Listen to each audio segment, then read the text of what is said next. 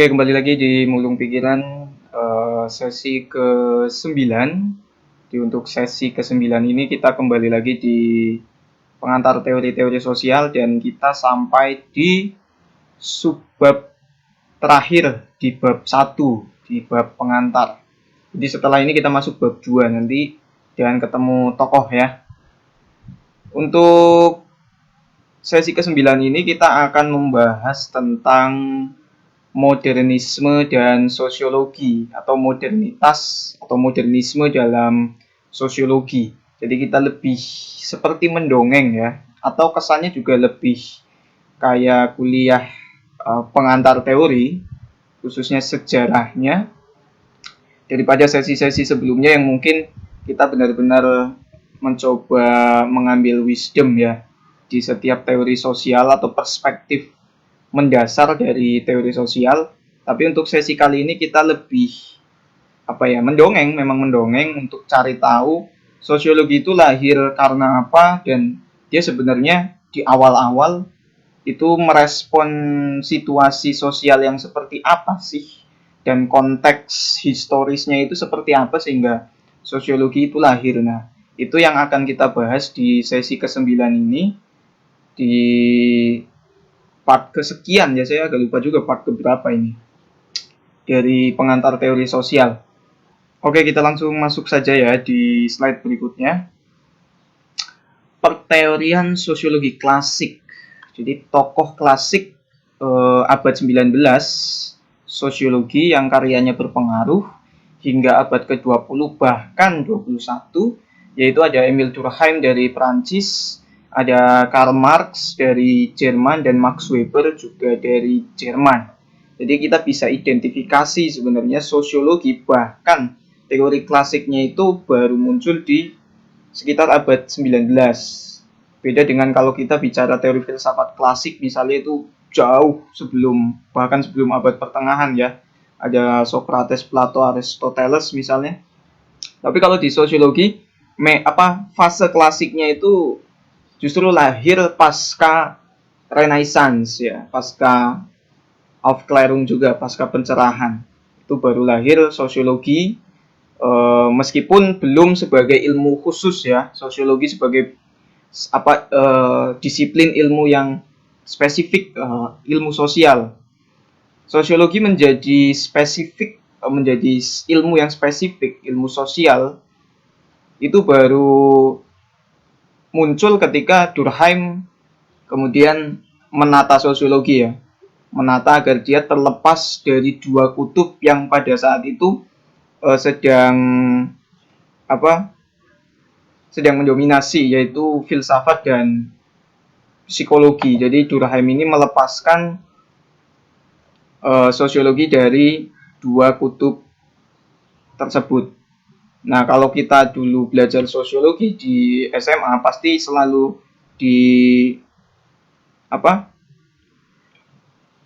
diberikan penjelasan bahwa bapak sosiologi itu Auguste Comte ya, Auguste Comte. Nah, kalau kita identifikasi juga, Comte itu juga lahir pasca pencerahan ya, atau dia masuk fase modern juga. Jadi sosiologi secara umum dia lahir pasca Renaissance dan pasca pencerahan, atau sebenarnya dia lahir untuk merespon Renaissance dan pencerahan ya. Tapi kenapa kemudian bukan Comte yang melepaskan sosiologi dari dominasi psikologi dan filsafat? Ya karena Comte juga masih sibuk dengan pemikirannya yang melangit ya, tentang positivismenya, dan belum bisa melepaskan pengaruh filsafat atas sosiologi. Nah, baru Durkheim yang kemudian melepaskan ikatan itu, sehingga sosiologi memiliki metodenya sendiri, memiliki kekhasannya sendiri, dan dia berbeda dengan psikologi, berbeda juga dengan filsafat. Meskipun kalau kita perhatikan seringkali ketika kita belajar sosiologi itu ada nuansa dua kutub tersebut ya, antara filsafat dan psikologi, karena kita seperti sedang mendiagnosa manusia, meskipun sebenarnya pada hakikatnya himpunan manusia ya. Tapi juga kadang kita merasa ketika kuliah sosiologi misalnya lebih nyambung ketika ngobrol dengan mahasiswa filsafat ya, karena di filsafat juga belajar Marx, di filsafat juga belajar Comte gitu, dan kita juga belajar itu. Tapi tetap saja berbeda antara sosiologi dan filsafat dan sosiologi dan psikologi. Kalau kita bisa bedakan antara psikologi dan sosiologi juga berbeda ya sebenarnya. Objek kajiannya juga berbeda. Jika psikologi lebih dekat ke individunya, tapi sosiologi himpunan individu sebenarnya masyarakat. Meskipun ada teori-teori tertentu yang juga membahas tentang individu seperti teori tindakan, interaksionisme simbolik, dramaturgi misalnya, itu juga berorientasi pada individu. Nah, membedakan dengan filsafat misalnya, jika filsafat tentu objek kajiannya jauh lebih luas ya. Mungkin sosiologi hanya dibahas di filsafat sosial. Dan kita kenal juga ciri dari sosiologi sebagai ilmu yang dikemukakan oleh Durkheim, empiris, kumulatif, teoretik, sampai non-etis. Nah, 4 prinsip itu yang sebenarnya membedakan sosiologi dengan ilmu-ilmu lain, khususnya 2 kutub tadi yang dilepaskan oleh Durkheim, antara psikologi dan filsafat. Jadi, kira-kira sosiologi klasik atau teori sosiologi klasik itu ya hanya berkutat pada 3 tokoh ini, Durkheim, Marx, dan Weber. Muncul pertanyaan kenapa tidak ada Spencer, kenapa tidak ada Comte misalnya. Ya, 2 tokoh itu menurut saya masih terjebak dalam filsafat ya, meskipun dia sebenarnya sudah mencoba melepaskan orientasinya, tapi atau dia memberi orientasi tersendiri dalam corak filsafatnya yang lebih altruistik ya, sehingga dalam kajian etika mungkin Comte melahirkan satu sistem etika namanya altruisme gitu, sehingga orang tidak lagi sibuk dengan dirinya sendiri tapi juga peduli dengan kondisi sosial.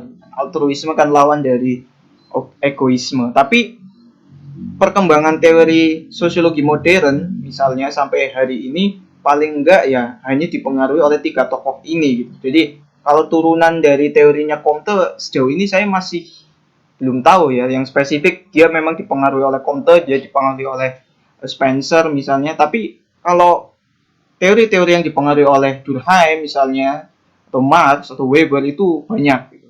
Sehingga menurut saya tidak berlebihan ya kalau saya mengatakan bahwa teori sosiologi modern itu sebenarnya ya catatan kakinya ya, atau teori sosiologi bahkan itu cuma catatan kaki dari 3 tokoh ini, Durkheim, Marx, dan Weber, seperti itu.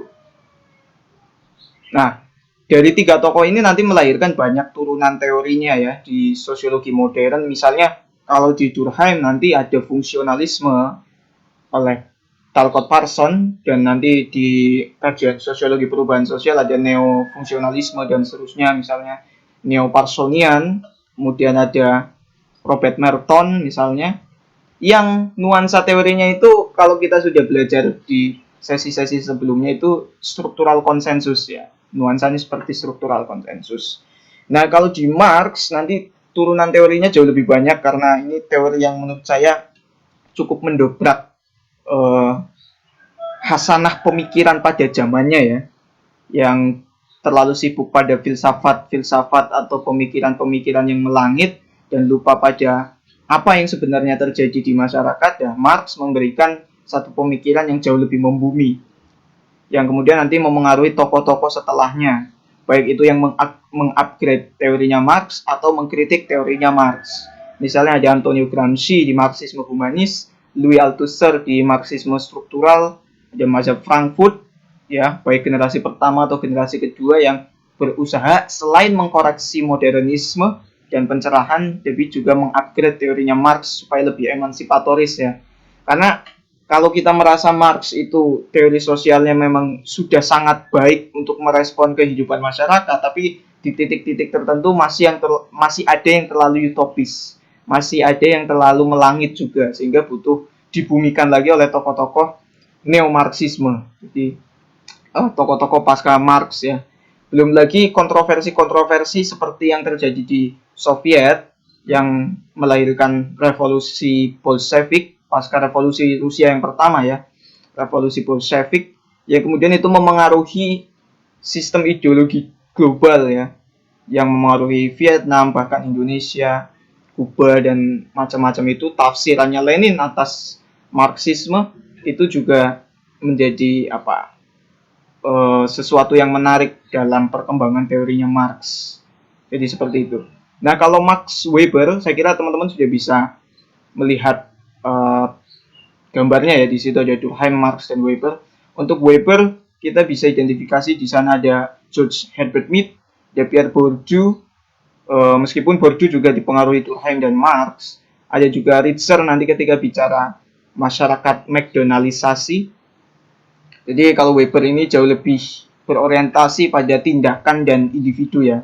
Kalau Durkheim dan Marx berorientasi pada struktur sosialnya. Nanti kita bisa coba bedakan. Makanya di awal ketika sesi-sesi sebelumnya kita bicara perspektif mendasar dalam teori sosial, kalau teman-teman sudah bisa paham teori struktural konsensus, struktural konflik, dan teori tindakan, teman-teman jauh lebih mudah untuk masuk tiga tokoh ini. Karena tiga tokoh ini kurang lebih corak berpikirnya ya tipologis tadi seperti tiga teori yang sudah kita pelajari sebelumnya. Jadi Durkheim dan Marx berorientasi pada struktur, Weber berorientasi pada individu, khususnya tindakan sosial seperti itu.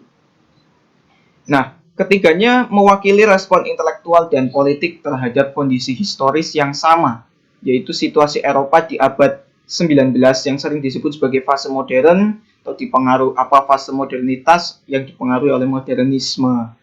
Nah, modern itu apa sih? Nah, mungkin teman-teman sejarah, teman-teman filsafat jauh lebih bisa menjelaskannya ya, dan kita nggak mungkin menjelaskan apa itu modern dan bagaimana corak modern seperti apa di sesi kali ini, karena kebetulan juga Pip Jones tidak menjelaskan modernisme dengan begitu detail, khususnya di bab pengantar, karena nanti kita juga ketemu bab tentang postmodernisme atau postmodernitas dan modernitas akhir yang didalilkan oleh Anthony Giddens. Mungkin kita bisa lebih bicara banyak di situ.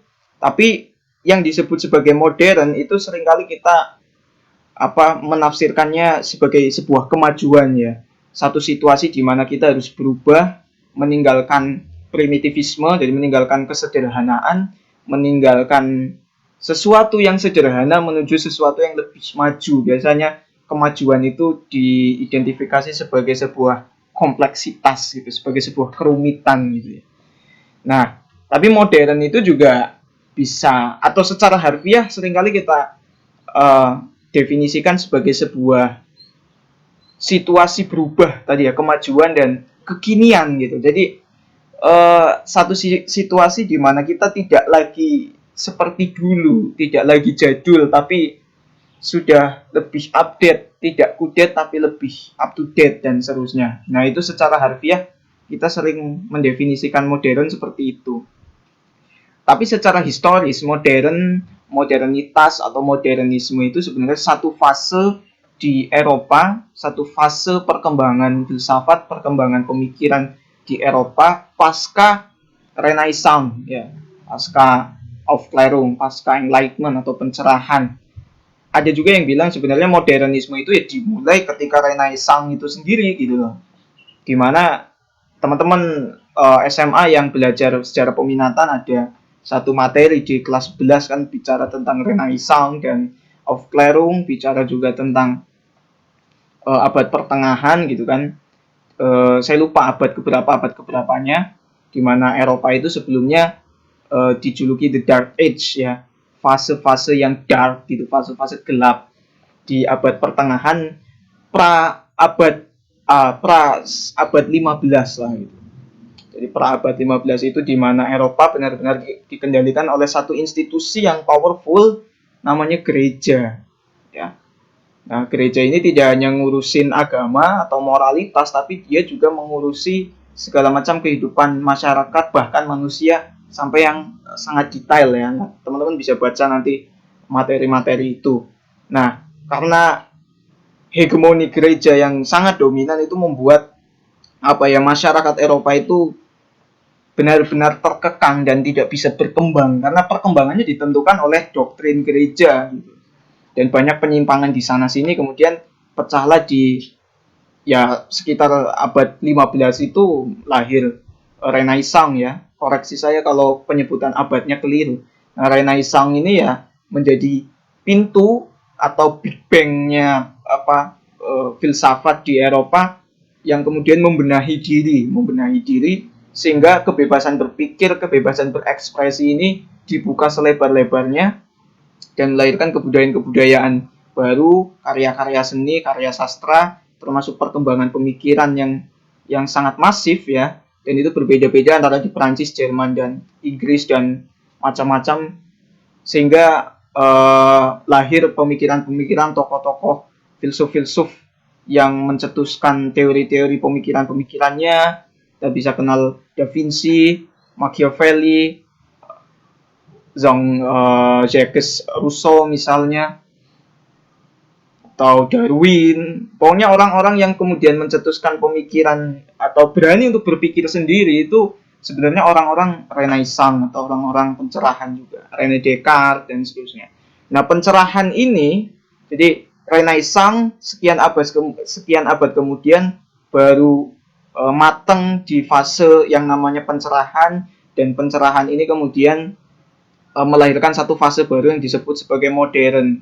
Nah, bisa diidentifikasi juga modern itu ya ketika revolusi industri lahir misalnya dan ditunjang oleh lahirnya kapitalisme macam-macam. Itulah mulai fase yang namanya modern. Ada ya, kalau di Big Jones di sini modern diidentifikasi ketika Eropa masuk abad ke-19 ya, atau bahkan abad 20, karena nanti di abad 21 itu sudah lahir fase baru yang namanya postmodernitas atau postmodernisme. Itu kurang lebih yang mengkritik modernitas itu sendiri atau mengupgrade modernitas.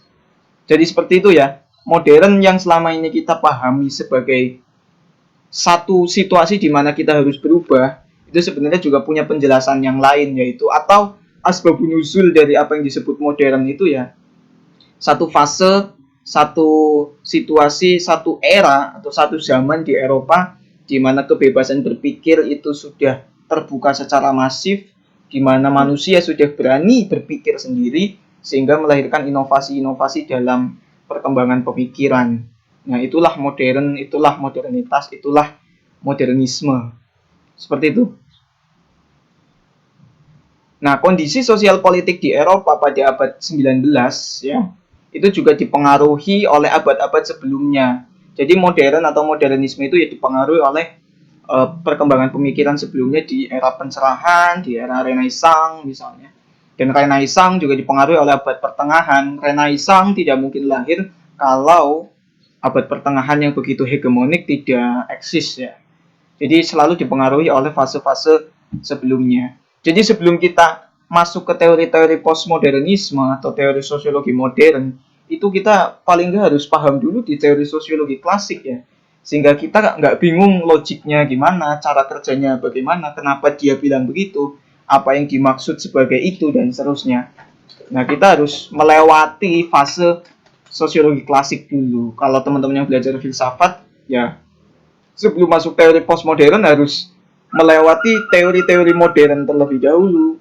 Seberapapun abstraknya teori modern, ya kita harus melewati itu.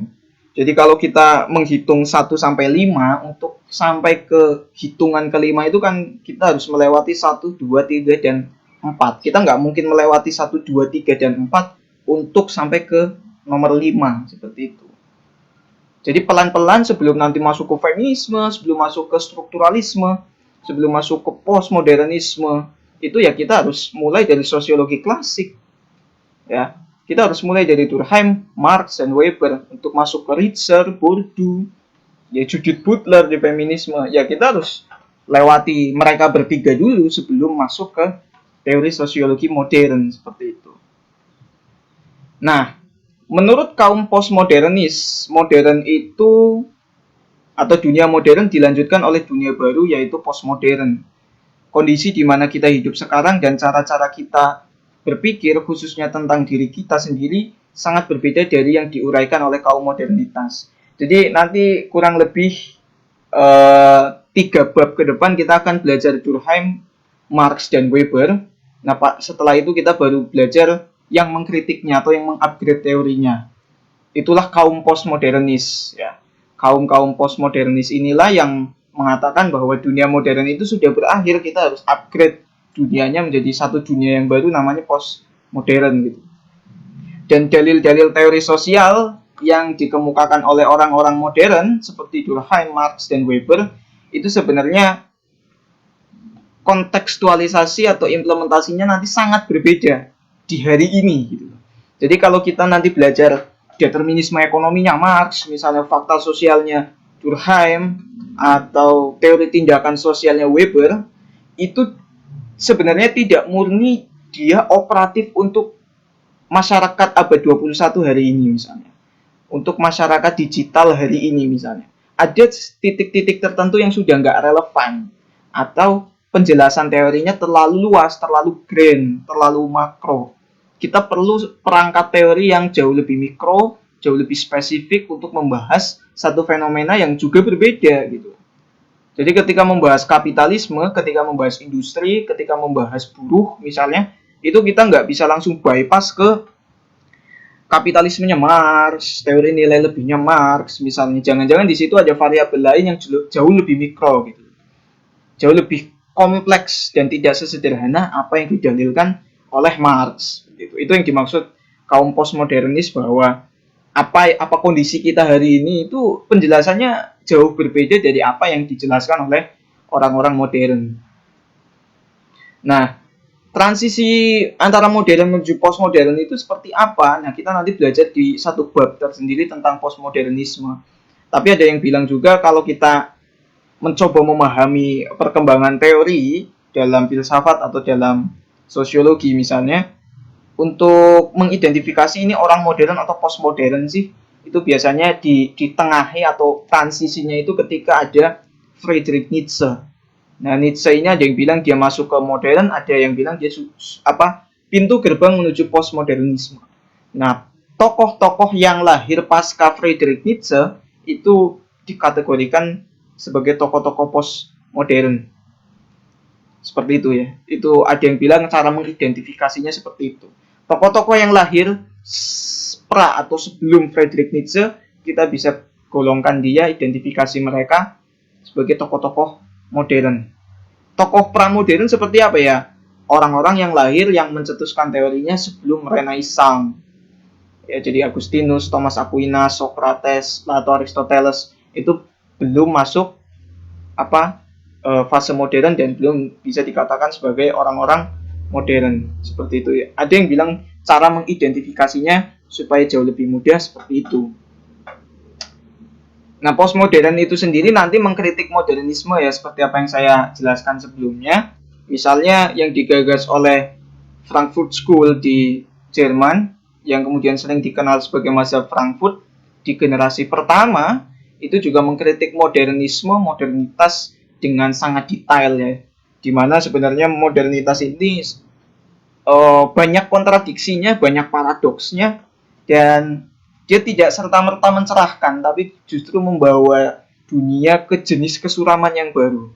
Kalau Renaissance atau pencerahan itu berusaha membebaskan masyarakat Eropa dari mitologi, dari dongeng-dongeng yang utopis misalnya. Bagi mazhab Frankfurt generasi pertama yang digagas oleh Horkheimer dan Adorno, pencerahan itu ya sebenarnya mitologi jenis baru, utopis-utopis jenis yang baru, dongeng-dongeng jenis yang baru gitu. Kalau menurut orang-orang Renaissance atau pencerahan bahwa fase modern itu adalah fase yang mencerahkan, yang membebaskan manusia dari kegelapan, bagi mazhab Frankfurt generasi pertama, pencerahan dan Renaissance itu ya jenis kegelapan yang baru, kegelapan jenis yang baru gitu. Nah, itu contoh kritik postmodernisme terhadap modernisme ya. Jadi nanti kita akan bahas lebih detail di bab tersendiri pasca 3 bab yang membahas tentang Durkheim, Marx, dan Weber seperti itu. Oke, kita lanjut ya di slide berikutnya. Nah, untuk slide ini kita akan membahas tentang modernitas. Meskipun sebenarnya tadi sudah saya ulas agak panjang ya tentang apa itu modernitas. Tapi nggak apa-apa kita ulang-ulang supaya jauh lebih paham. Istilah modern merujuk pada institusi, ide, dan perilaku yang muncul dari kemerosotan masyarakat pertengahan di Eropa. Jadi modern itu bukan sifat, bukan dalam pengertian di bukunya Pip Jones ya. Modern itu bukan sifat, bukan satu karakter, ya walaupun dia juga bagian dari itu, tapi lebih lebih apa ya? Lebih dekat pada definisi bahwa itu satu era, satu fase di Eropa ya, di mana ada institusi, ide dan perilaku yang muncul dari atau merespon kemerosotan masyarakat pertengahan. Jadi seperti Renaissance, seperti Aufklärung atau pencerahan itu adalah bentuk respon terhadap situasi yang merosot, situasi yang suram di abad pertengahan di Eropa. Nah, modern itu sebenarnya ya merujuk pada itu, fase pasca abad pertengahan, ya. Ada yang bilang sebenarnya pasca pencerahan atau pasca Renaissance atau dia adalah buah dari Renaissance dan pencerahan. Itulah fase modern. Tapi kalau kemudian modern didefinisikan sebagai satu kekinian, satu fase yang hari ini gitu ya, atau karakter di mana kita harus berpikir hari ini, bukan berpikir besok dalam pengertian teosentrik ya, dalam pengertian abad pertengahan gitu ya. Abad pertengahan itu kan di Eropa ya, di Eropa kita bicara Eropa. Itu nuansanya kan teosentris, jadi mau diskusi kemana-mana nanti larinya ke Tuhan gitu, larinya ke agama misalnya. Dan ketika bicara tentang perubahan, maka perubahan diserahkan pada takdir misalnya, selalu bicara hari esok tapi lupa hari ini. Makanya di abad pertengahan itu ya sangat hegemonik sehingga masyarakat tidak bisa berbuat apa-apa gitu. Semuanya ada dalam kendali gereja. Nah, kita nggak akan bahas abad pertengahan dengan begitu detail ya, tapi yang jelas abad pertengahan itu sangat hegemonik, nuansanya teosentris. Teosentris itu berarti teos, teos itu kan Tuhan kalau nggak salah, sehingga semuanya dikembalikan kepada Tuhan, takdir. Tentu Tuhan yang dimaksud ya di Eropa ya, jenis agamanya ya apa yang eksis di Eropa pada saat itu, dan kurang peduli pada hari ini. Jadi kalau hari ini miskin ya, kemiskinan itu dimaknai sebagai sebuah takdir ya, memang mungkin ini fasenya saya harus miskin gitu. Jadi buat apa saya berubah kalau saya memang sudah ditakdirkan miskin. Itu nanti yang didobrak oleh kritik agamanya Marx ya, di Marxisme nanti seperti itu. Nah, keywordnya modern itu apa sih? Modern itu keywordnya ya perubahan, tidak statis, kemajuan, ya progresif, tidak regresif, revolutif, sifatnya selalu ingin berubah dan pertumbuhan, perkembangan gitu.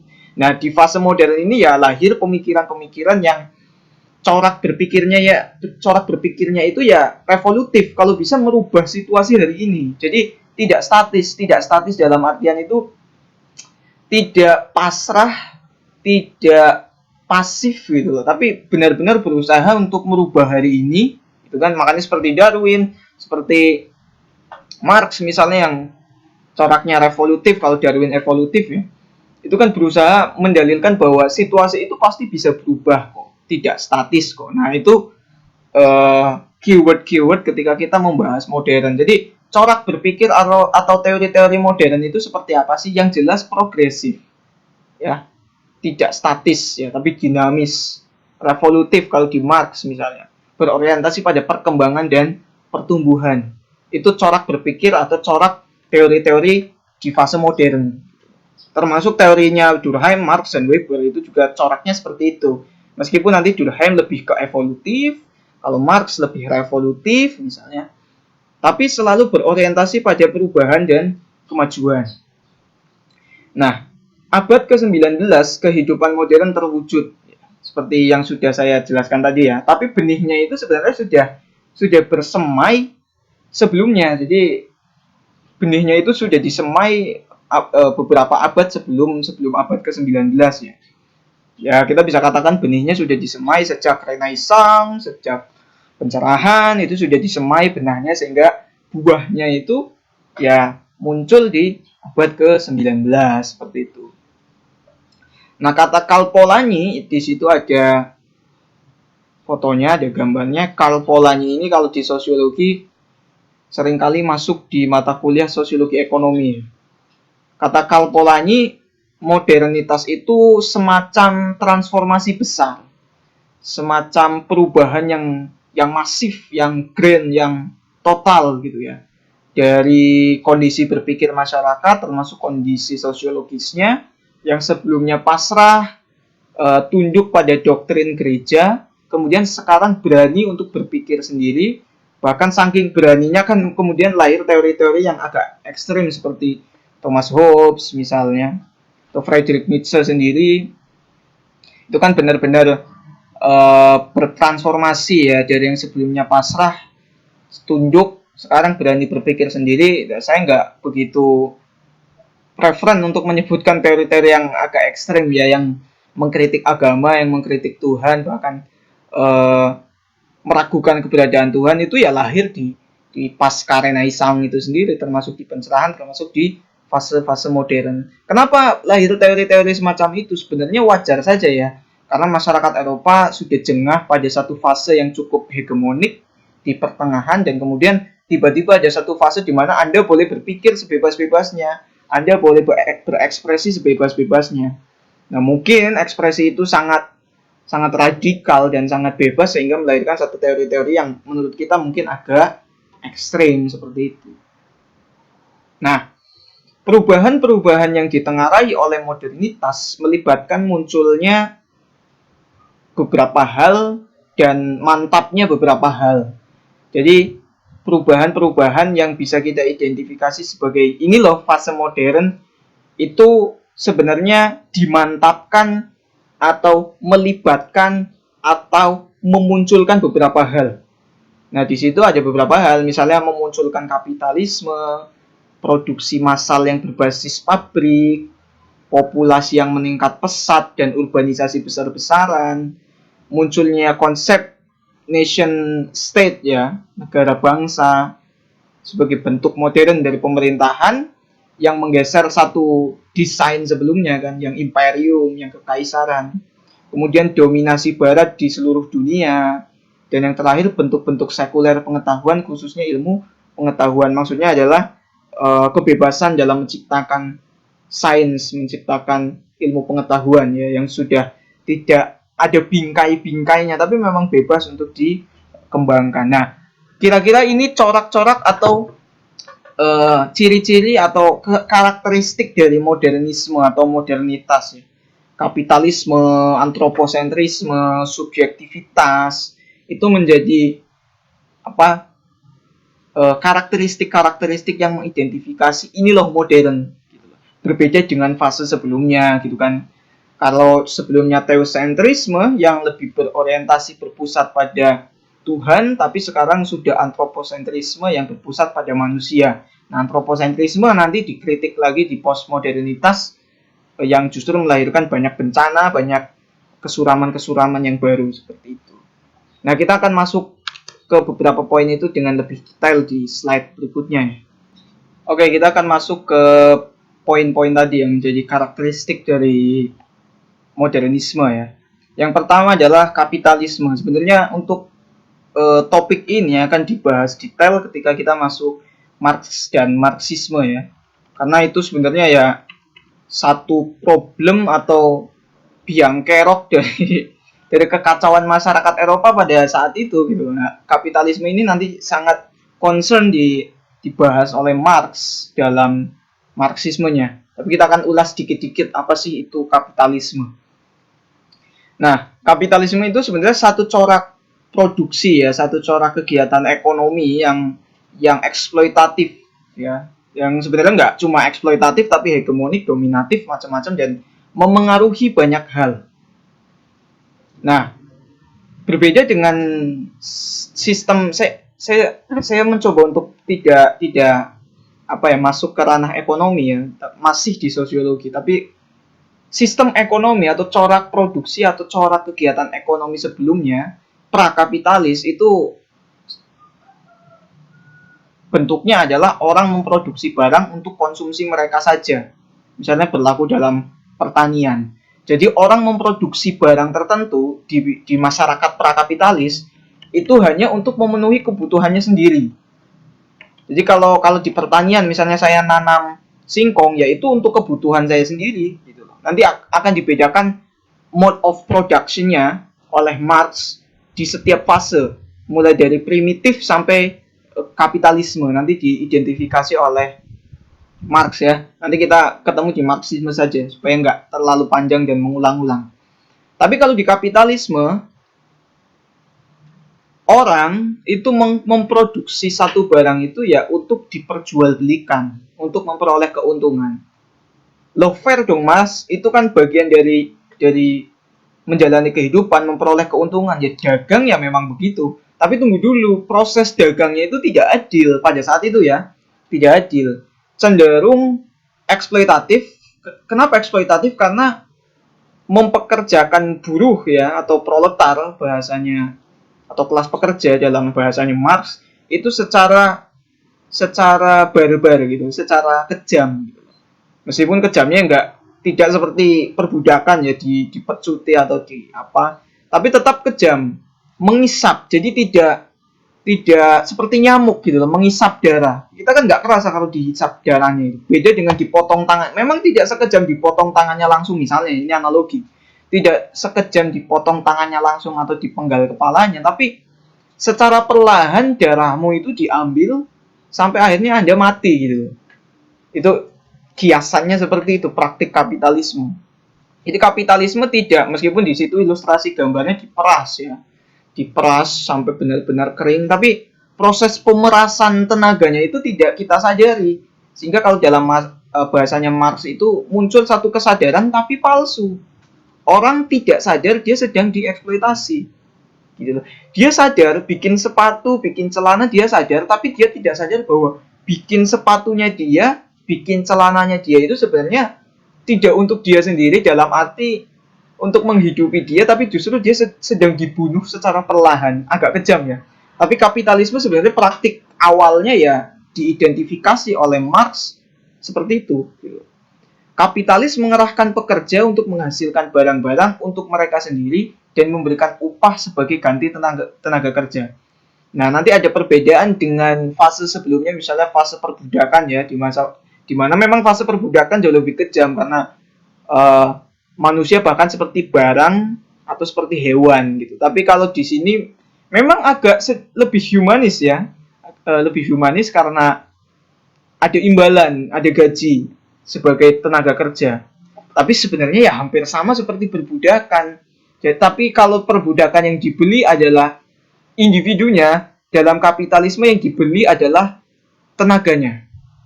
Upah adalah ganti dari tenaga dari buruh atau kelas pekerja itu. Nah, di sini nanti ada satu praktik yang diidentifikasi Marx sebagai nilai lebih. Ya nanti kita bahas, semoga ada pembahasan tentang nilai lebih di sini ya. Jadi nilai lebih itu bisa dari upah terhadap pekerja, bisa juga dari jam kerjanya. Nah, akumulasi nilai lebih ini nanti jadi profit. Nah, profit ini nanti yang jadi kapital bagi pemilik modal itu. Nanti penjelasannya saya nggak tahu apakah ini sama dengan di teman-teman ekonomi, tapi yang saya pelajari penjelasannya memang seperti itu dalam sosiologi klasik ya. Sasarannya adalah menjual barang tersebut di pasar dengan harga lebih tinggi daripada biaya produksi sehingga menghasilkan keuntungan atau laba. Kalau kita dulu belajar mata pelajaran ekonomi ya, ada satu prinsip ekonomi yang sekarang mungkin sudah dirubah ya. Dulu itu dengan modal sekecil-kecilnya kemudian menghasilkan keuntungan sebesar-besarnya gitu kan. Kalau bisa, kalau kita dagang atau bisnis itu modal kita kecil tapi keuntungan kita itu besar gitu kan. Oh cerdik dong mas, pandai dong mas, itu artinya dia punya jiwa bisnis yang luar biasa. Iya, tapi dibalik itu, dibalik kecerdikan para pebisnis yang menggunakan modal kecil tapi memperoleh keuntungan besar, itu ada praktik eksploitasi yang besar-besaran di situ. Tidak semua dong mas, oke tidak semua, tapi kita tidak bisa bilang tidak pada praktik semacam itu.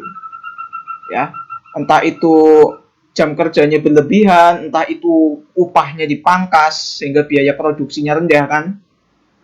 Ya, kalau soal bahan-bahan yang ilegal dan seterusnya, itu sebenarnya tidak bersentuhan langsung dengan kelas pekerja ya, tapi yang lebih lebih bersentuhan kan tentang sistem pengupahan atau sistem jam kerja, ya, dimana misalkan upah tidak sesuai UMR kalau hari ini ya, atau jam kerja yang tidak sesuai dengan undang-undang ketenagakerjaan misalnya, atau undang-undang atau produk hukum tertentu yang mengatur tentang jam kerja misalnya.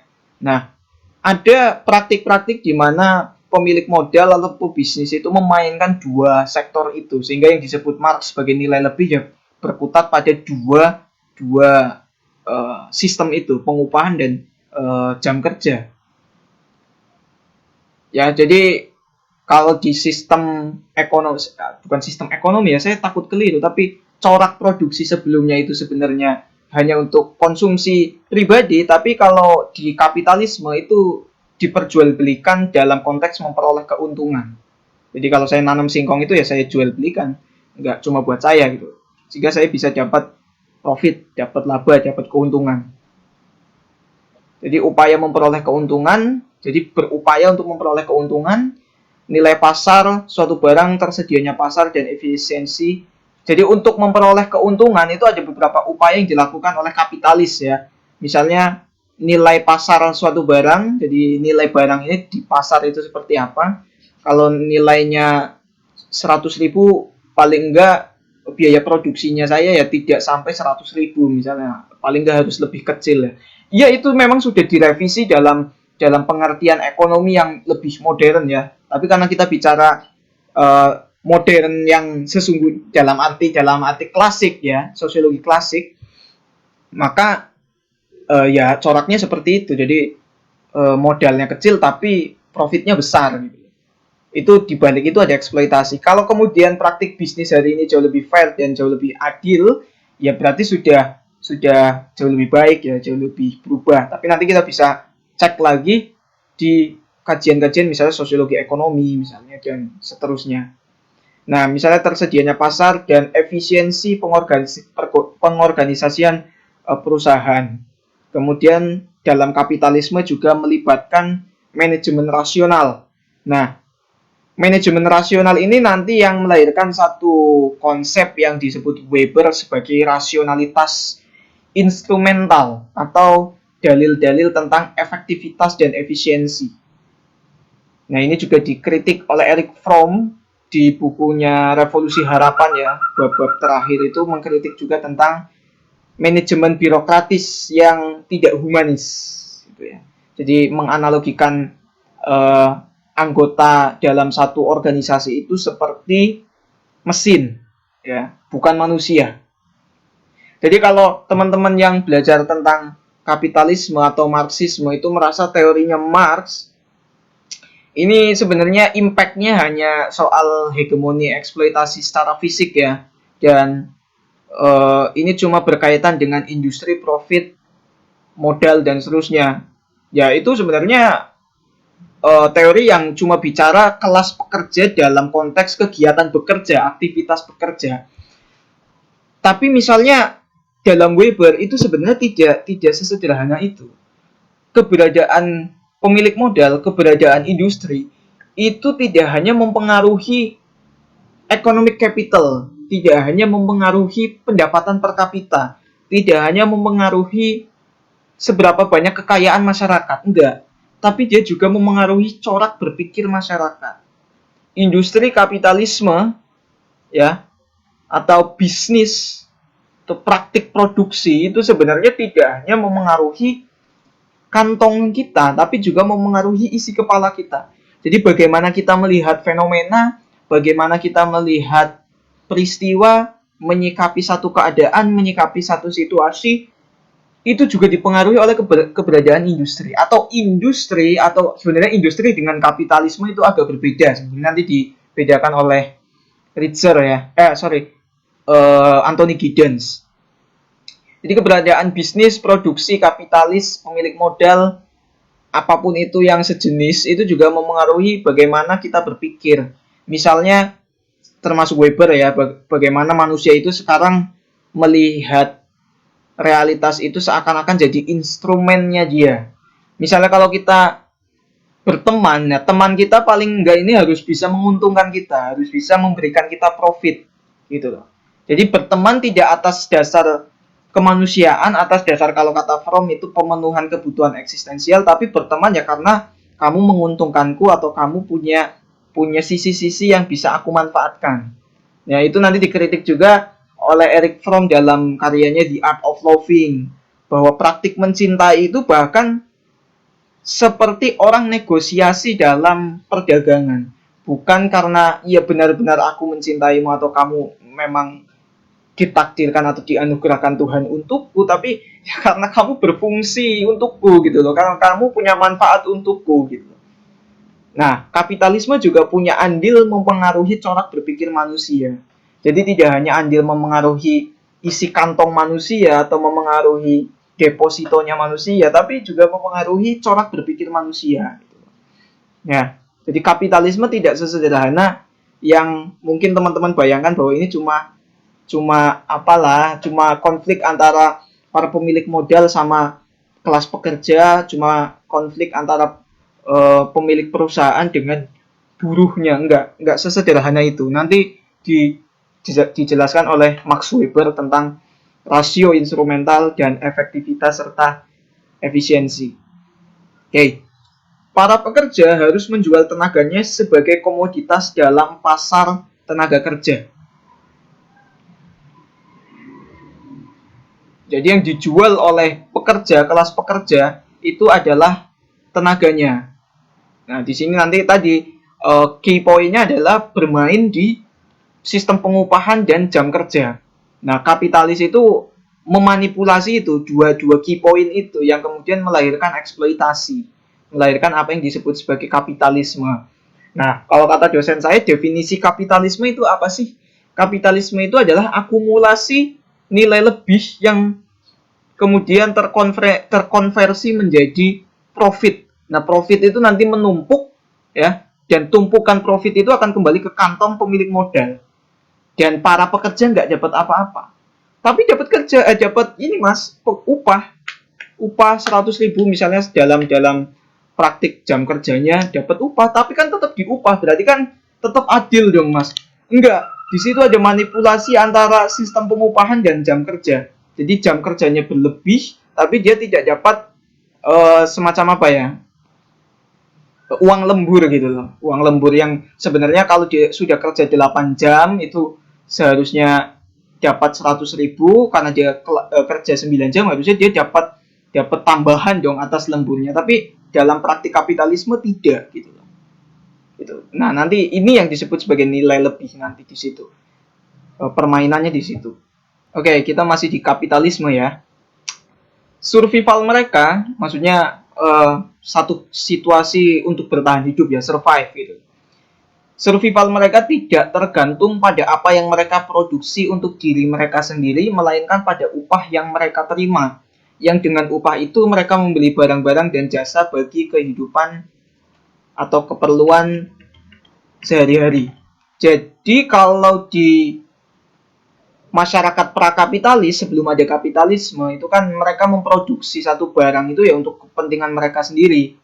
Jadi kesurvivannya mereka dalam kehidupan itu ya tergantung oleh diri mereka sendiri gitu loh. Tapi kalau di masyarakat kapitalis itu kesempatan hidup mereka atau kesurvivannya mereka itu ditentukan oleh ganjaran atau pengupahannya atau upah yang mereka terima atas pekerjaan mereka.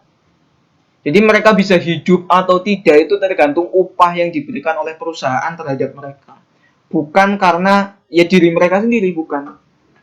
Kelangsungan hidup kelas pekerja dalam fase atau masanya Marx ya misalnya, itu ditentukan oleh perusahaannya, ditentukan oleh pemilik modalnya kalau lebih spesifik ya. Jadi kalau pemilik modalnya mau ngupah atau enggak gitu kan, ya hidup matinya kelas pekerja ditentukan oleh pengupahan itu sendiri gitu. Nah, ganjaran menentukan, selain itu ganjaran juga menentukan kelas ya, kelas Anda gitu. Kelas masyarakat. Jadi karena masyarakat prakapitalis atau masyarakat kapitalis itu orientasi pekerjaannya ya hanya ada di pabrik-pabrik misalnya, maka kelas-kelas mereka ya ditentukan oleh ganjaran yang mereka dapatkan dari pekerjaan mereka gitu. Dan bahkan cara Anda melihat diri Anda sendiri itu ditentukan oleh upah Anda gitu loh. Itu dalam masyarakat kapitalis. Makanya nanti Marx melahirkan satu teori atau konsep yang namanya determinisme ekonomi gitu. Bahwa ekonomi itu sebenarnya menentukan segala macam variabel kehidupan manusia. Ya. Jadi Anda mau dihormati atau tidak itu ya tergantung Anda capitalnya seberapa besar, ekonomik capitalnya seberapa besar. Semakin kaya Anda, maka Anda semakin bahagia gitu. Semakin kaya Anda, maka semakin terhormat Anda. Semakin kaya Anda, maka Anda semakin mudah mendapatkan jodoh. Misalnya jodoh ditentukan oleh economic capital. Tapi kan nggak selalu begitu, Mas. Iya, nanti itu dikritik di teori neo-marxisme, nanti dikritik di situ. Tapi karena kita masih di marxisme nanti, ya kita harus jadi juru bicaranya Marx ya.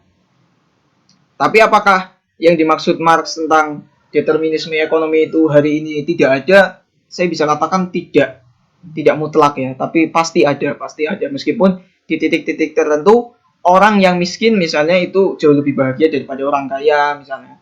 Orang yang miskin misalnya jauh lebih bisa bersyukur ya sehingga dia jauh lebih bahagia daripada orang-orang kaya yang sibuk dengan bisnisnya, akhirnya stres, sakit sendiri, akhirnya meninggal, keluarganya berantakan, ya itu nanti variabel yang lain ya. Secara umum, kelas pekerja atau proletar menjadi pemeran utama ketika bicara gerakan merespon kapitalisme. Jadi secara umum kalau kita bicara kapitalisme, itu pemeran utamanya adalah proletar. Proletar itu kelas pekerja atau buruh. Ya, di mana nanti akan dikasih juknis atau dikasih pedoman oleh Marx untuk melakukan revolusi ya, pemberontakan sehingga nanti tercipta satu masyarakat yang adil, masyarakat yang setara. Nanti konsepnya agak sedikit kontroversial dan sensitif kalau di Indonesia ya, namanya komunisme. Nah, komunisme itu sebenarnya satu cita-citanya Marx di mana satu kondisi masyarakat itu benar-benar tanpa kelas, benar-benar adil. Jadi bukan serta-merta berkaitan dengan ateisme ya. Nanti kita bisa sedikit klarifikasi di bab berikutnya, di bab kedua. Tapi secara khusus nanti muncul kajian-kajian spesifik bahwa pemeran utama dalam kapitalisme itu bukan proletar, tapi perempuan. Misalnya dalam feminisme ya, yang melihat bahwa eksistensi kapitalisme pada dasarnya lebih merugikan perempuan daripada laki-laki, yang kemudian nanti melahirkan jenis feminis yang lain yang namanya feminis sosialis.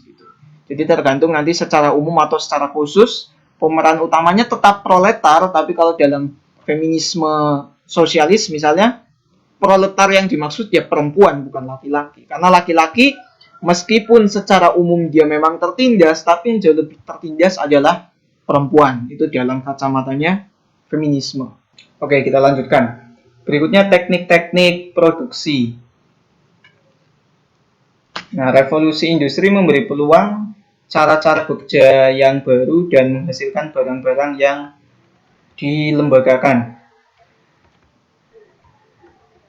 Nah, jadi revolusi industri khususnya ya, ketika revolusi industri terjadi, produksi itu punya atau kegiatan produksi dalam industri atau kapitalisme misalnya itu tidak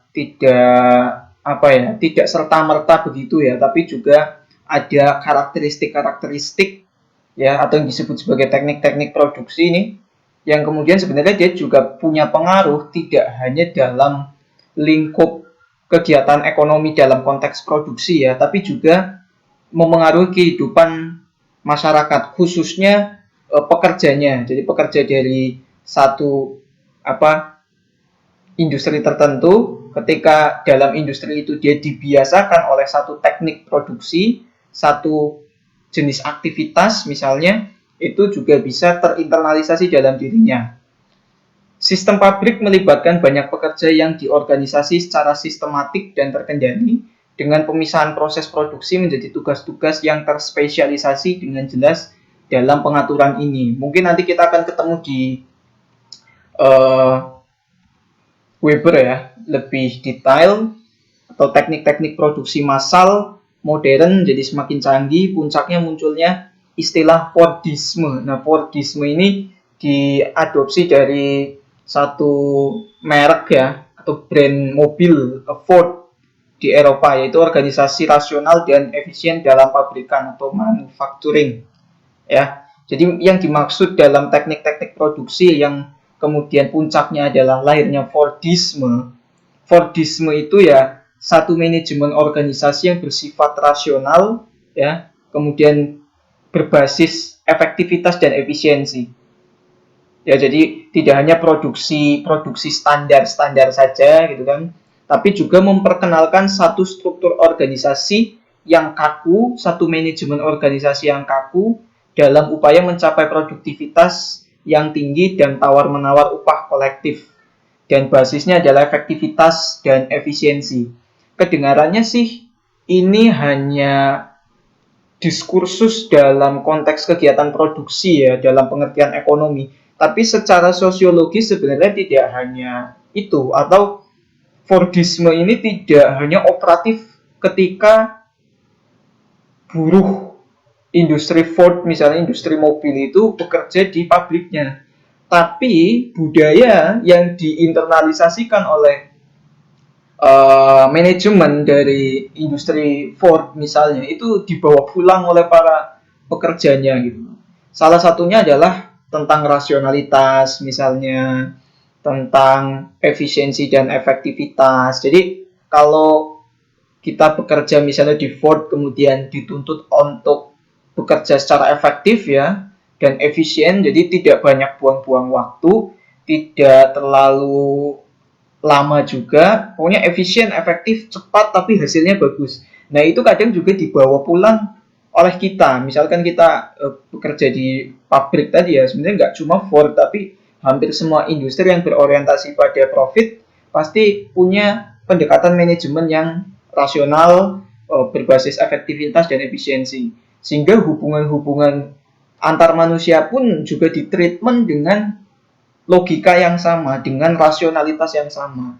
Bahwa kalau saya berteman dengan Anda, ya paling nggak pertemanan kita ini harus efektif dan efisien. Jangan terlalu banyak buang-buang waktu, jangan terlalu banyak melakukan hal-hal yang tidak berguna. Kalau bisa segala macam aktivitasnya itu punya manfaat, gitu kan. Nongkrong itu misalnya ya cuma buang-buang waktu. Gimana kalau kita diskusi ilmiah? Gimana kalau kita bikin riset aja? Padahal di balik nongkrong atau ngobrol itu kan nggak cuma buang-buang energi atau buang-buang duit dengan beli kopi kan. Tapi di sana kan ada kedekatan, intimasi, tukar-menukar informasi. Kalau tukar-menukar informasi masih terlalu kaku, ya di sana sebenarnya pemenuhan kebutuhan manusia lah. Kalau bahasanya Fromm kan memenuhi kebutuhan akan eksistensi diri gitu. Kita baru merasa menjadi manusia kan kalau ada manusia yang lain. Kita baru merasa menjadi manusia kalau ada manusia yang mengakui keberadaan kita gitu kan.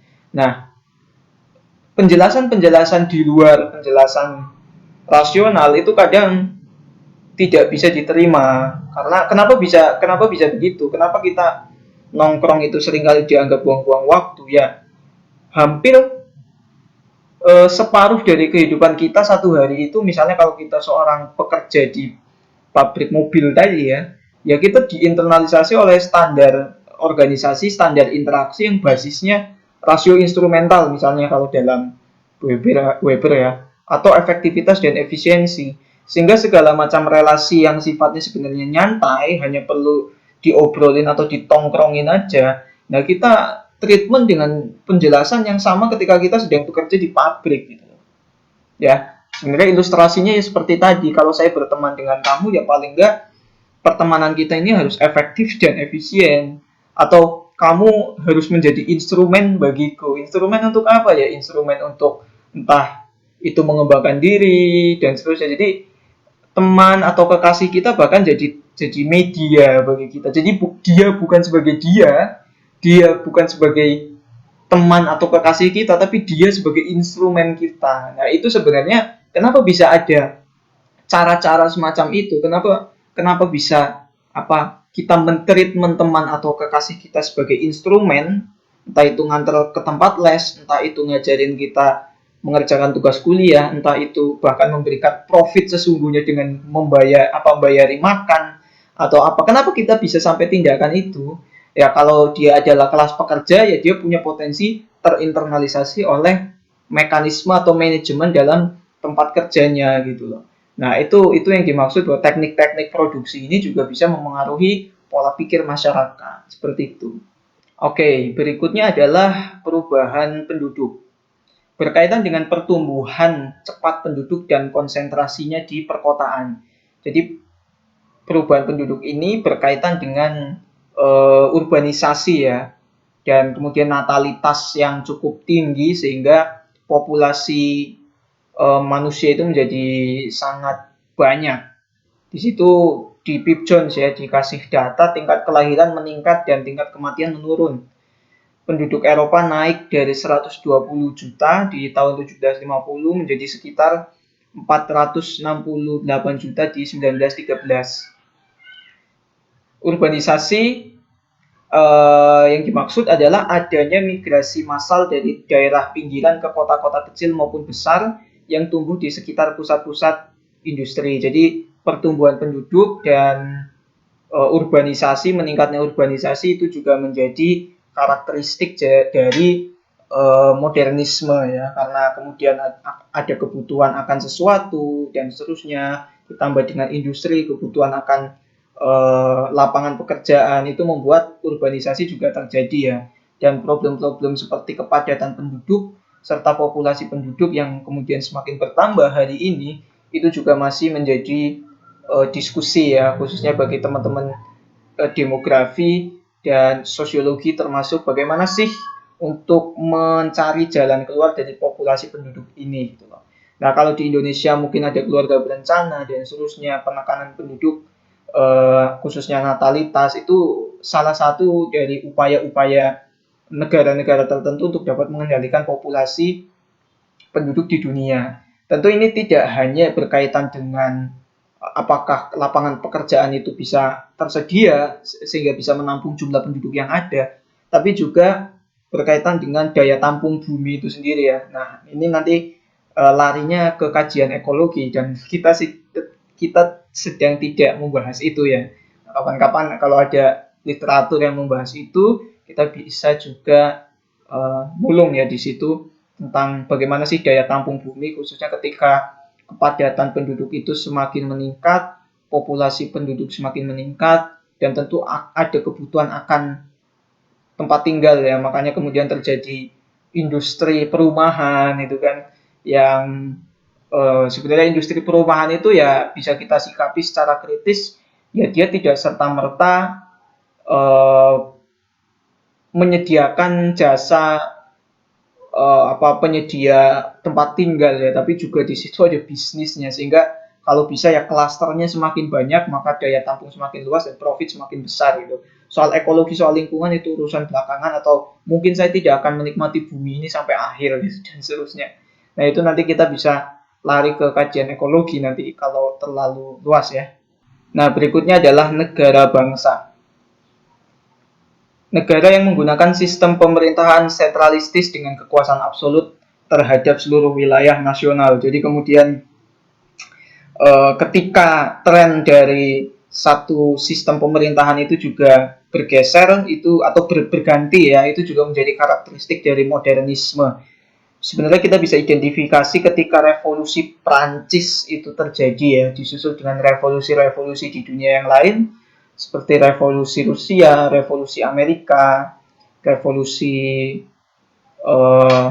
Tiongkok misalnya, atau revolusi-revolusi yang lain. Nah, misalnya kalau di revolusi Prancis itu kan yang sangat terlihat adalah sistem pemerintahan yang aristokratik kemudian kan dirubah supaya jauh lebih adil ya.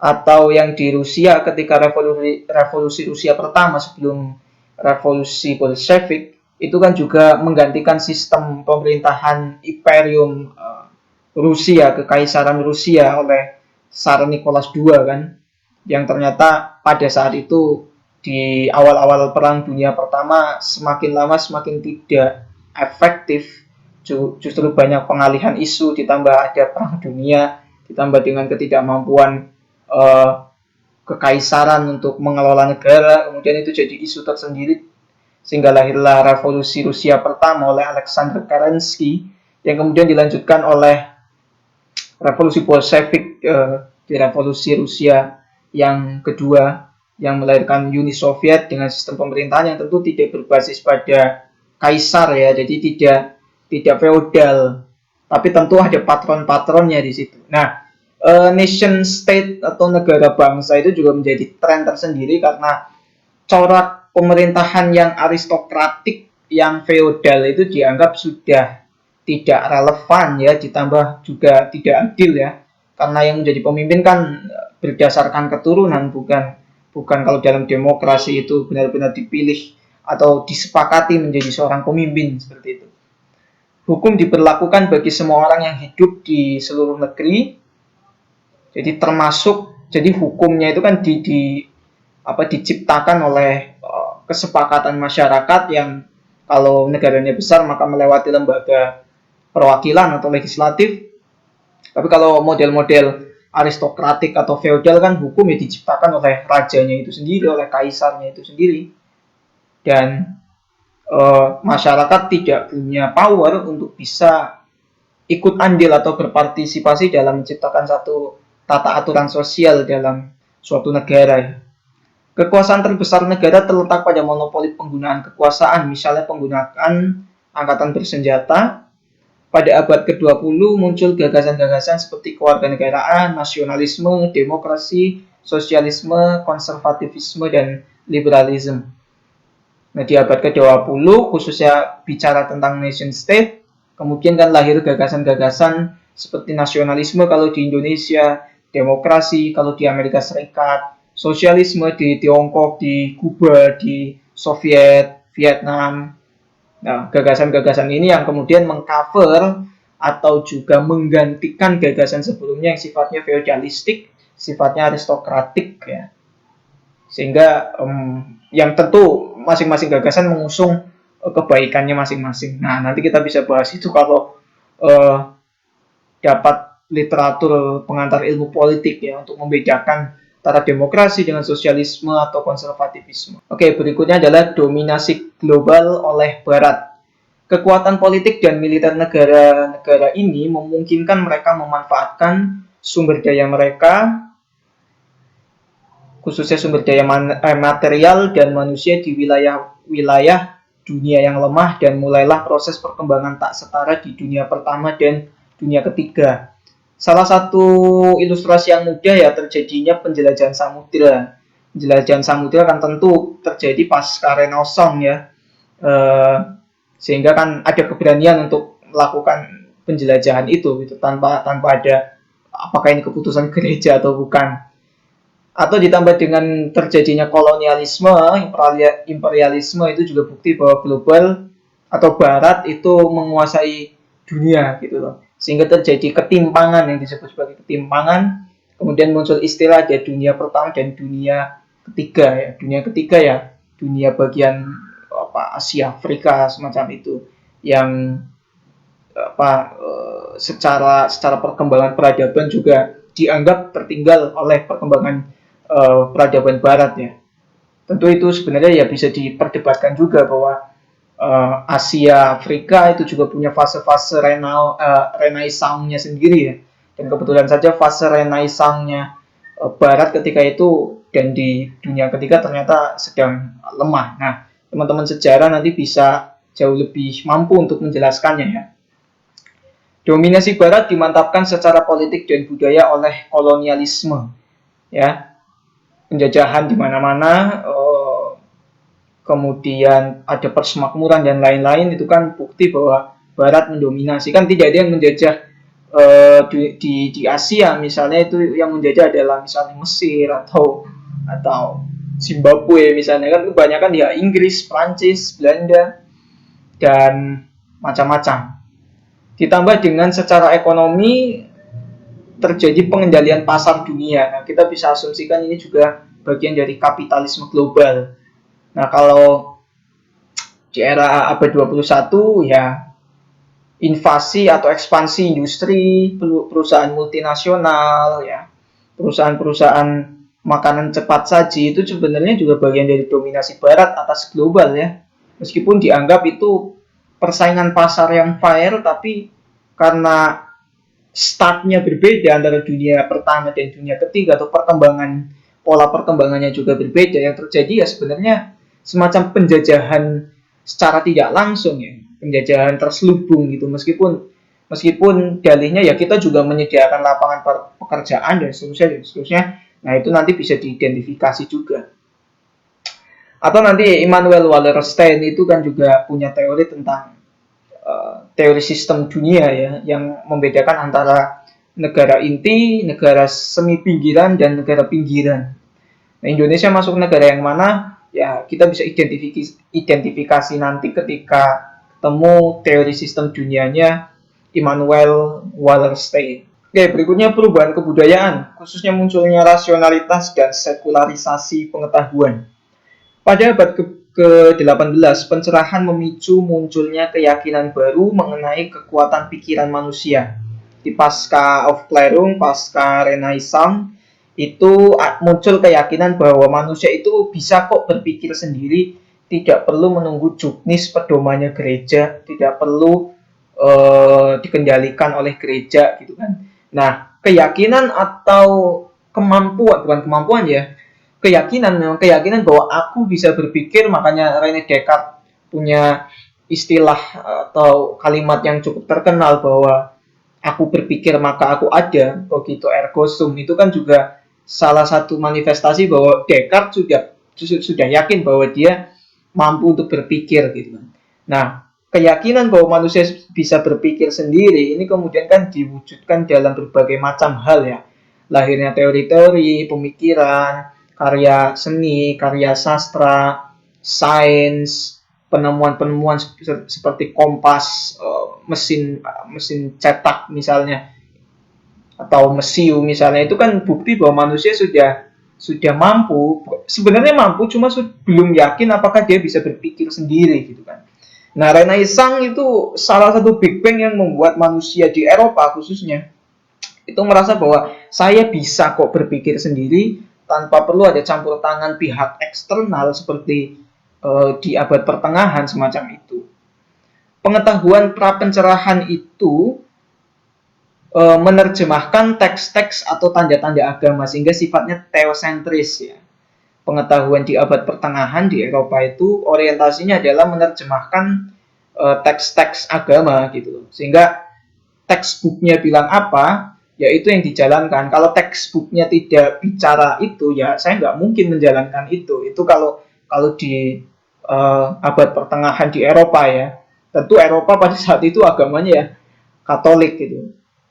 Nah, Protestanisme juga muncul sebagai respon terhadap abad pertengahan yang cukup hegemonik ya, yang terlalu tekstual juga. Pencerahan meningkatkan pandangan sekuler esensial bahwasanya dengan menggunakan pikiran, rasio, manusia untuk pertama kalinya memproduksi pengetahuan tertentu dan digunakan untuk mencapai kemajuan. Nah, pencerahan Aufklärung itu meningkatkan keyakinan bahwa rasio pikiran manusia itu pertama dia bisa berfungsi, bisa aktif, dan dia juga bisa memproduksi pengetahuan. Nah, pengetahuan itulah yang nanti digunakan untuk mencapai kemajuan dengan menciptakan pemikiran, menciptakan teori, menciptakan penemuan saintifik misalnya, itu kan berorientasi pada kemajuan gitu. Sehingga misalnya penjelajahan samudera itu tidak akan terjadi kalau kompas misalnya belum ditemukan dong. Nah, Belanda nggak mungkin sampai ke sini, Portugis nggak mungkin sampai ke Indonesia kalau yang namanya teknologi kompas itu belum ditemukan. Nah, untuk sampai menemukan teknologi kompas kan pikiran manusia harus aktif dulu gitu. Nah, Renaissance dan pencerahan itu ya memicu lahirnya kesadaran bahwa manusia bisa berpikir dan manusia juga bisa menciptakan gitu loh. Nah, semangat Renaissance dan pencerahan ini sebenarnya harus jadi salah satu visi hidup kita ya, bahwa kita itu mampu kok, kita itu berdikari. Jadi seberapa tidak mampunya teman-teman, tetap saja teman-teman itu adalah apa ya, sosok yang mampu, selagi teman-teman masih bisa berpikir, selagi teman-teman mengaktifkan pikiran teman-teman sendiri, ya selalu ada kemajuan yang bisa teman-teman raih gitu. Selalu ada kemajuan yang bisa ditempuh, selalu ada kemajuan yang bisa diwujudkan. Selagi Anda, kita semua itu ya mengaktifkan dan memperdayakan, memberdayakan rasio pikiran yang kita miliki. Gitu. Nah, jadi semangatnya Renaissance dan pencerahan ini sebenarnya menarik ya. Kalau dulu masyarakat Eropa itu yang awalnya sangat terkekang, terkukung gitu kan, seperti katak dalam tempurung, nggak bisa kemana-mana, hanya berpikir saja itu nggak boleh, berpikir tertentu ya yang tidak sesuai dengan gereja.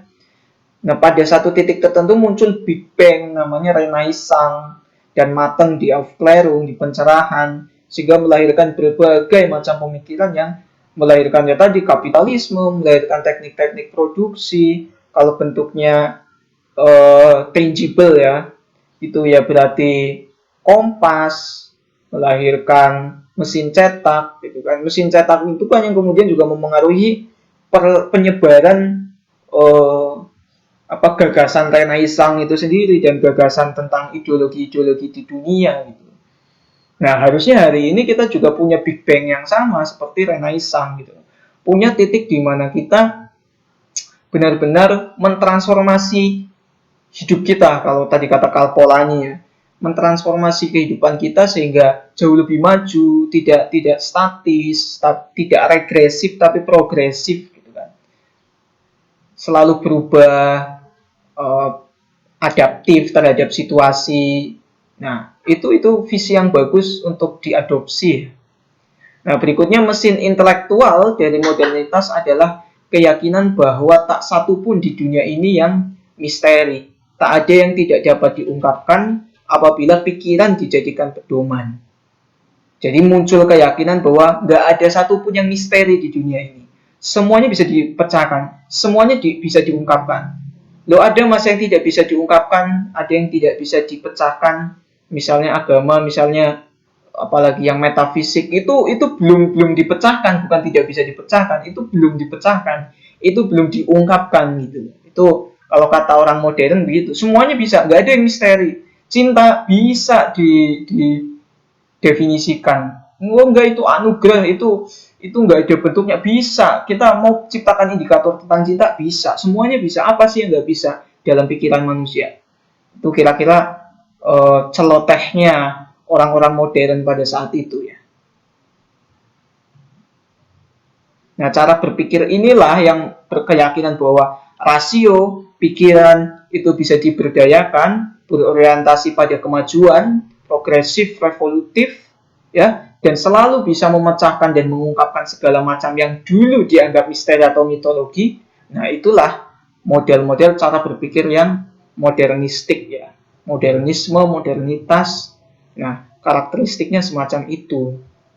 Oke, berikutnya kita masuk ke subbab berikutnya ya.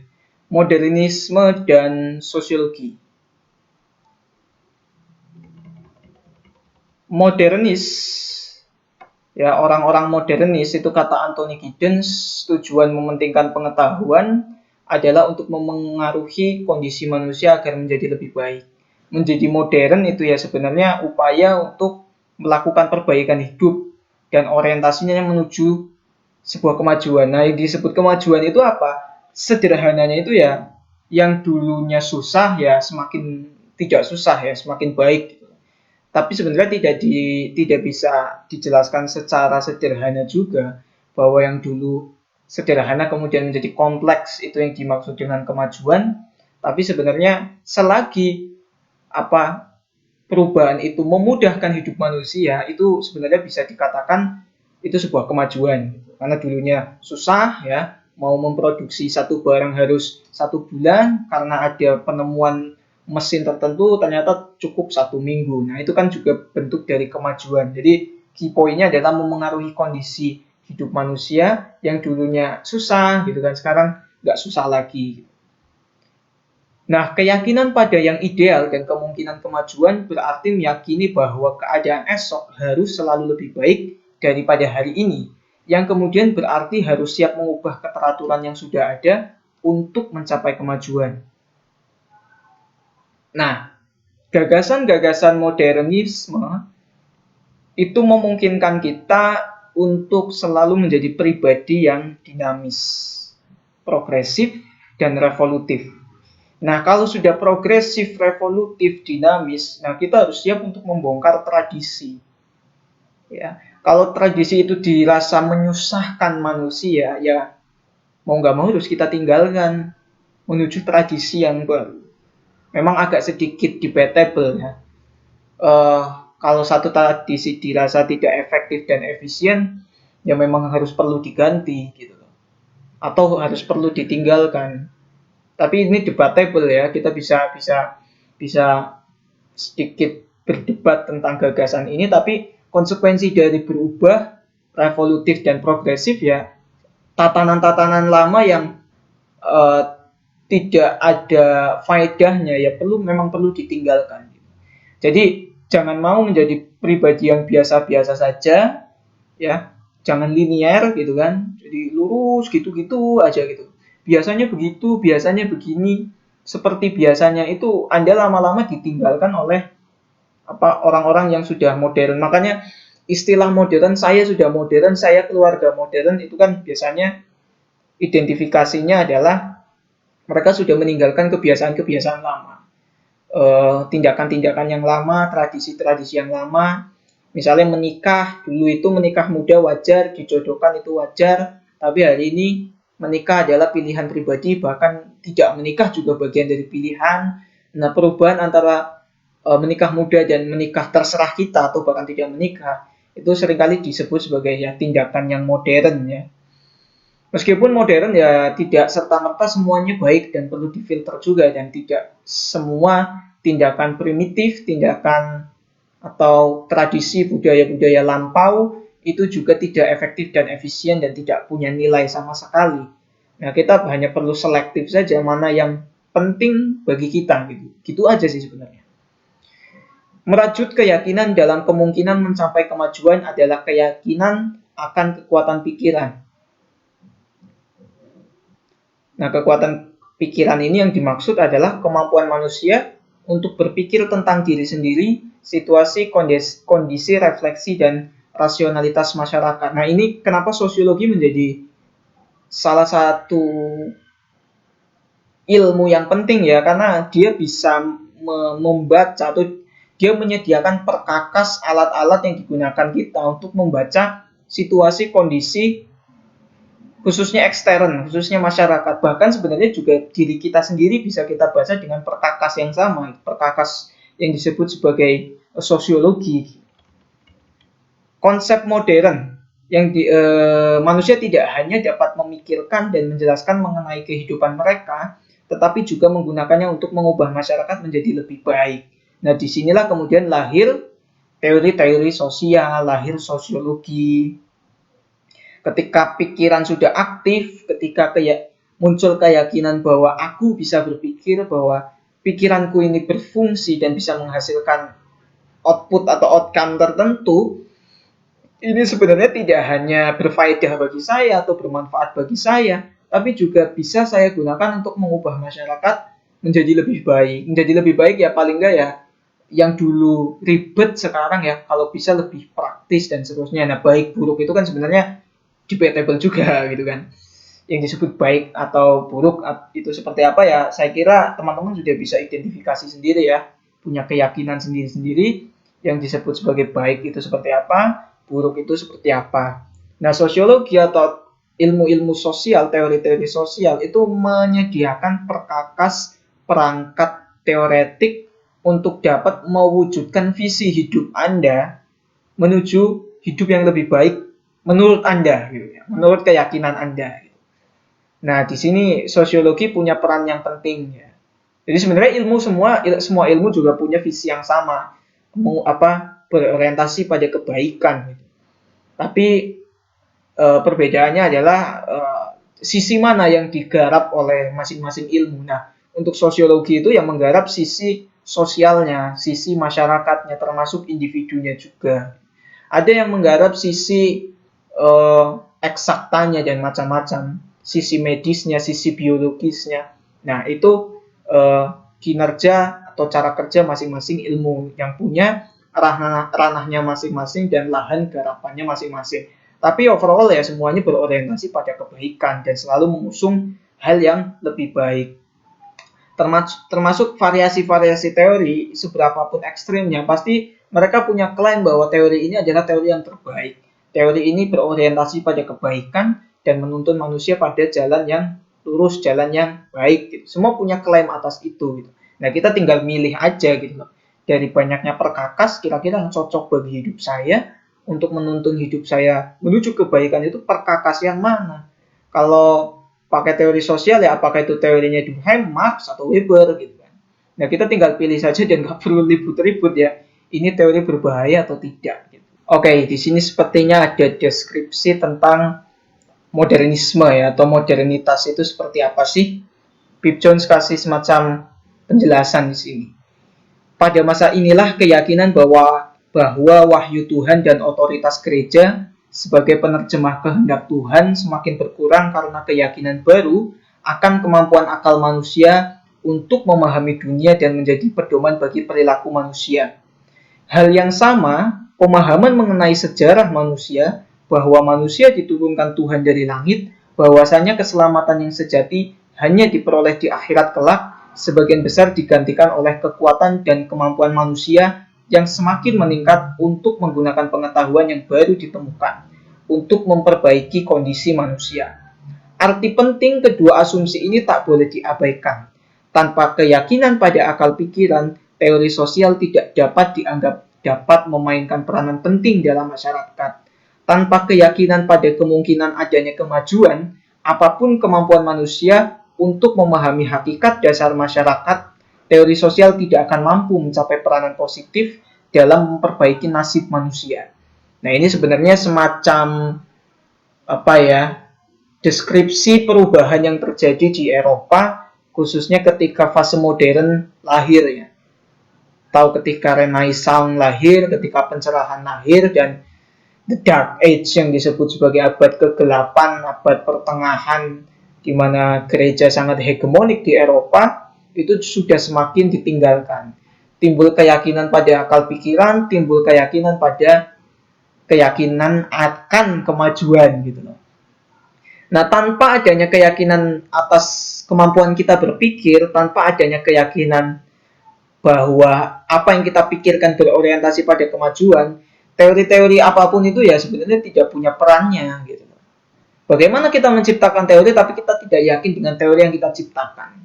Bagaimana kita berbusa-busa menjelaskan satu teori kalau teori yang kita jelaskan itu tidak berorientasi pada kebaikan, pada kemajuan gitu. Apa perannya? Lantas apa perannya bagi hidup kita? Apa perannya bagi masyarakat? Kalau teori hanya untuk teori gitu. Teori hanya untuk keren-kerenan, gaya-gayaan gitu. Ngapain bikin teori? Teori itu diciptakan ya atas dasar bahwa aku yakin aku bisa berpikir, bahwa aku yakin teoriku ini berguna gitu. Minimal berguna bagi diriku sendiri ya. Insya Allah bisa berguna bagi masyarakat, kan kurang lebih begitu pesannya Pip Jones gitu. Sama halnya ketika kita belajar teori-teori, entah itu dalam psikologi, entah itu dalam filsafat, entah itu dalam sosiologi, kita perlu tanamkan keyakinan bahwa teori yang kita pelajari itu pasti bermanfaat gitu.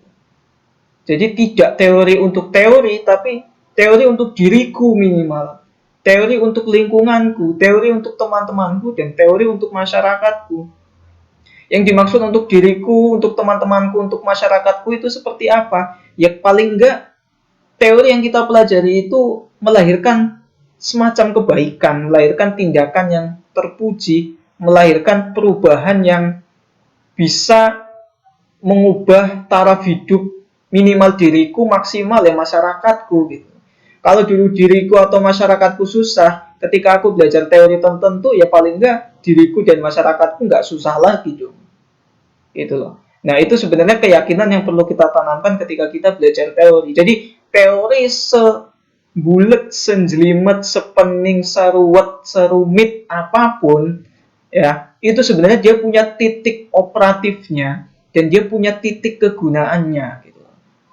Dan kita juga perlu yakin bahwa kegunaan dan titik operatifnya itu ya berorientasi pada kebaikan gitu. Bukan berorientasi pada keburukan. Ya, jadi belajar teori itu berguna atau enggak? Pasti berguna. Minimal untuk dirimu sendiri.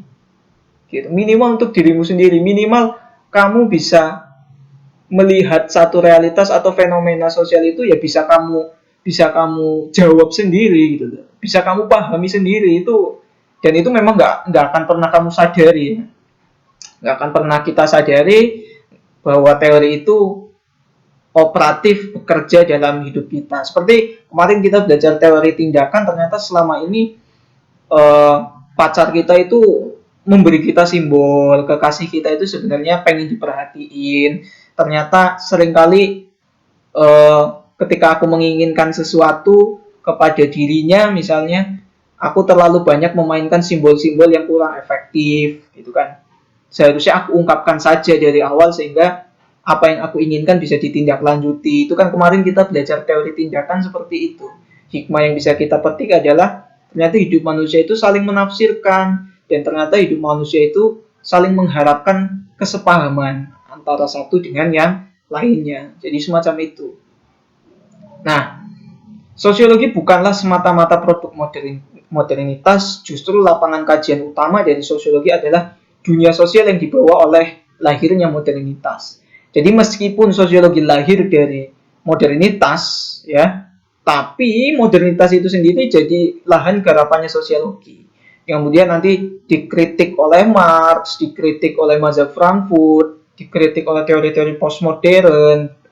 Jadi dia sosiologi sebagai salah satu anak dari modernitas tidak nurut-nurut saja dengan modernitas, tapi justru mengkritisi orang tuanya. Nah, konstruksi teori-teori sosial mencerminkan kepentingan tidak hanya tentang bagaimana kita hidup, tetapi juga bagaimana kita seharusnya hidup. Jadi tidak hanya menjelaskan keadaan dunia sosial, melainkan juga mendiagnosa permasalahan dan mengusulkan cara pemecahannya. Jadi teori-teori sosial yang nanti akan kita pelajari itu tidak hanya mengajarkan kita bagaimana kita hidup. Kalau bagaimana kita hidup itu orientasinya hanya adaptasi dengan lingkungan misalnya. Tapi juga mengajarkan kita seharusnya kita hidup itu seperti apa.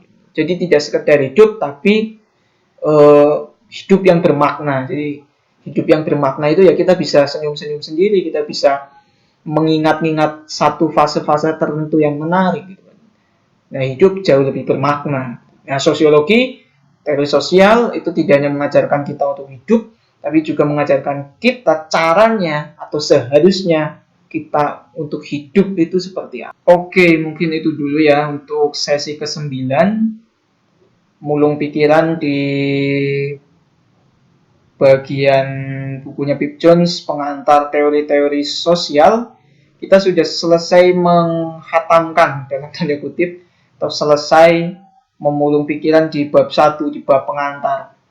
Semoga kita mampu ya, sudah cukup untuk diantarkan di bagian pengantar ini. Semoga kita bisa lebih banyak memperoleh wisdom-wisdom, nilai-nilai yang menarik yang bisa kita pulung pelan-pelan di mulung pikiran untuk sesi-sesi berikutnya. Nah, 3 bab ke depan kita akan ketemu tokoh sosial atau tokoh sosiologi klasik. Ada Emil Durkheim, ada Karl Marx, dan Max Weber. Seperti itu.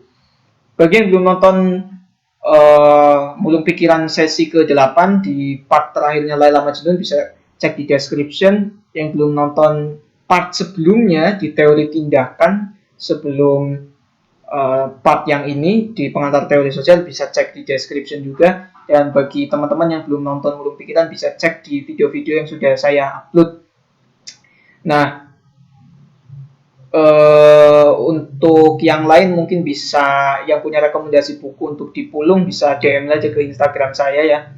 Dan semoga yang kita pulung hari ini bisa bermanfaat minimal bagi diri kita, dan kalau secara pragmatis buat teman-teman prodi sosiologi atau filsafat atau teman-teman yang dapat mata kuliah pengantar teori sosial. Semoga bisa jadi referensi dan bisa memantik teman-teman untuk membaca bukunya sendiri supaya merasakan pengalaman personalnya sendiri, seperti itu. Oke, sekian, terima kasih.